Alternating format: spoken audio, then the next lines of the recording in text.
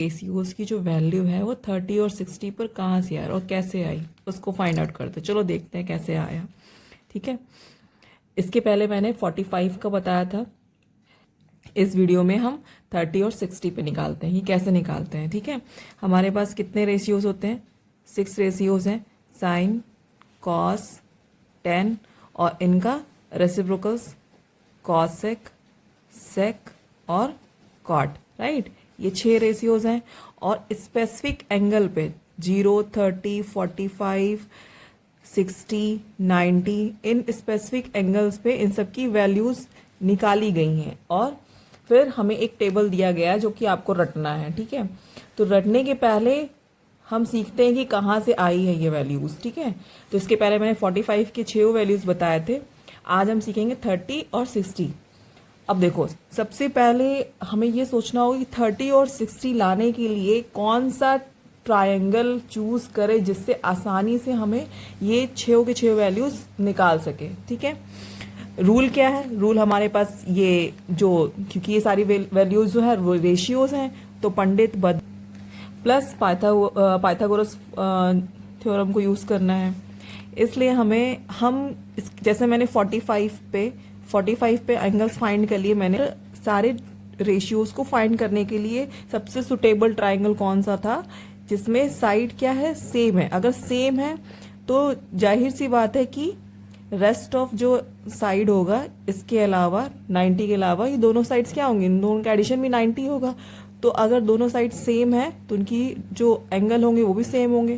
तो angle same कितना होगा? 45 होगा। राइट, सेम वैसे ही हमें कोई ऐसा ट्राइंगल चूज करना होगा जिसपे 30 और 60 आसानी से प्रेफरेबल हो और उसमें हम ऐसा ट्राइंगल फाइंड आउट भी कर सके, उसमें ड्रॉ कर सके या कंस्ट्रक्ट कर सके जिससे क्या बने, हमारा राइट एंगल ट्राइंगल बने, जिससे हम ये सारे जो दोनों रूल्स हैं वो दोनों रूल्स को अप्लाई कर सके। राइट, तो इसमें हमें एक इक्विलेटरल ट्राइंगल लेना होगा। ठीक है, क्योंकि इसके अलावा अगर कोई और ट्राइंगल लेंगे तो हमारे, क्योंकि हमें साइड भी नहीं मालूम है, तो हमें ऐसे ट्राइंगल को चूज करना होगा जिसमें हम साइड के साथ आसानी से कैलकुलेट कर सके। तो इक्विलेटरल ट्राइंगल क्या हमें मालूम है कि सारे जो तीनों साइड्स होते हैं वो कैसे होते हैं, इक्वल होते हैं। राइट, और उसके जो एंगल होते हैं वो कितने कितने होते हैं, 60, तीनों 60 होते हैं। राइट, ये हो गया सबसे आसान।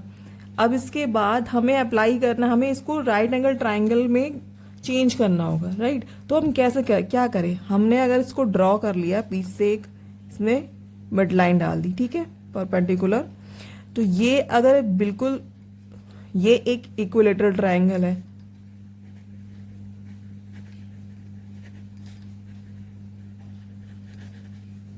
ठीक है, इक्विलेटरल ट्राइंगल की प्रॉपर्टी क्या होती है कि अगर हमने बीच से एक लाइन ड्रॉ करी तो वो एंगल है वो इक्वल डिवाइड होगा। मींस 60 है तो 30 और 30 हो जाएगा। ठीक है, तो एक हमें यहाँ से राइट एंगल ट्राइंगल मिल गया इस साइड और एक इस साइड मिल गया। ठीक है, तो किसी एक को कंसीडर करते हुए हम बाकी सारी वैल्यूज 30 और 60 पे निकल सकते हैं। हमें 30 और 60 एंगल चाहिए था, तो एक 60 एंगल मिल गया, एक हमें मिल गया 30 एंगल।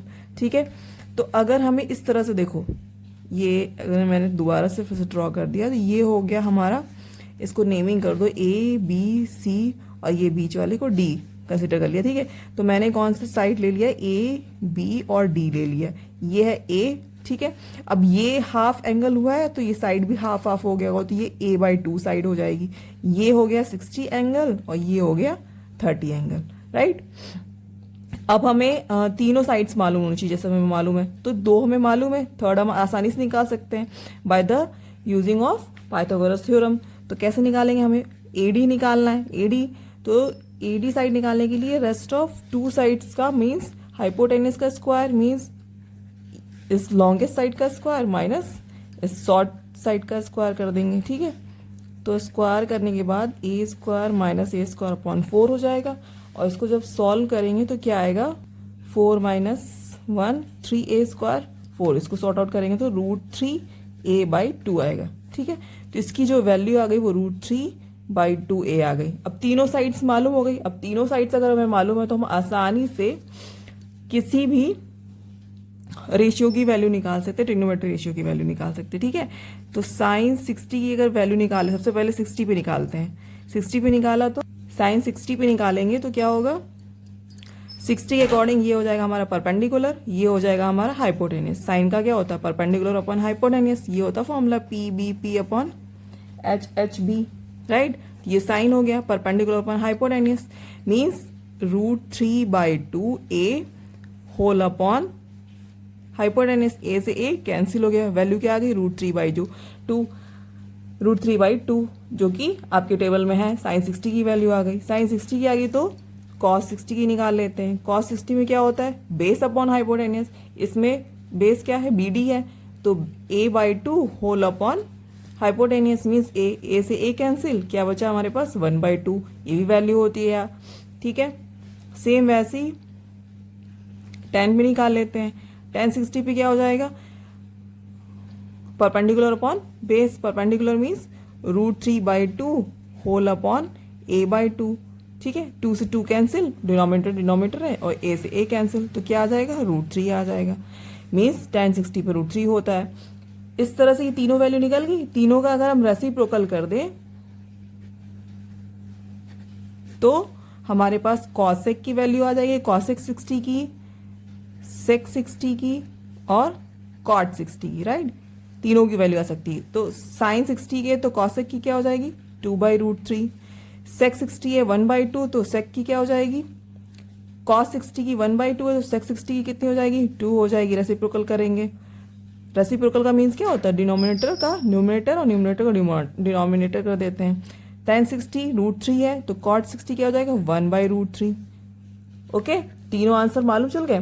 सेम उसी प्रोसीजर से साइन 30, cos 30 और tan 30। अब 30 एंगल पे हमें निकालना, तो अगर 30 एंगल पे निकालना तो हमें यहाँ पे देखना होगा इसमें 30 कहाँ है? 30 इस साइड है।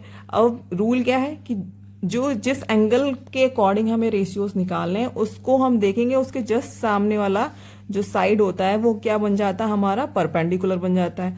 परपेंडिकुलर ये हो गया तो उसका बेस ये बन जाएगा, बेस ये, और सबसे जो लॉन्गेस्ट साइड होती है वो तो हाइपोटेनियस होती है, दोनों में ही कॉमन है, राइट। तो 30 के अकॉर्डिंग हमारा ये परपेंडिकुलर, ये BD हमारा परपेंडिकुलर बन गया, BD क्या बन गया? परपेंडिकुलर, और ये साइड हो गई क्या हो गई? बेस हो गई। AD क्या बन गया? बेस बन गया, राइट। तो इसके अकॉर्डिंग चलो निकालते हैं कैसे। 30 में परपेंडिकुलर में क्या हो गया? BD upon hypotenuse same AB, right. तो BD हमारा a/2 है और ये है A, तो A से A कैंसिल, 1/2। और देखो साइन 30 का टेबल में वैल्यू क्या होती है? 1/2 होती है, राइट। cos 30 में हमें फॉर्मूला क्या होता है? Base upon hypotenuse. अब इस 30 के अकॉर्डिंग बेस क्या हो जाएगा? AD, ठीक है। तो AD अपॉन क्या हो जाएगा? AB। तो AD कितना है हमारे पास? √3/2 A होल अपॉन A, तो A से A कैंसिल, √3/2। cos 30 की वैल्यू √3/2 आ गई। tan 30 means perpendicular upon base. Perpendicular क्या माना है इस 30 के अकॉर्डिंग? BD है, BD अपॉन AD, राइट।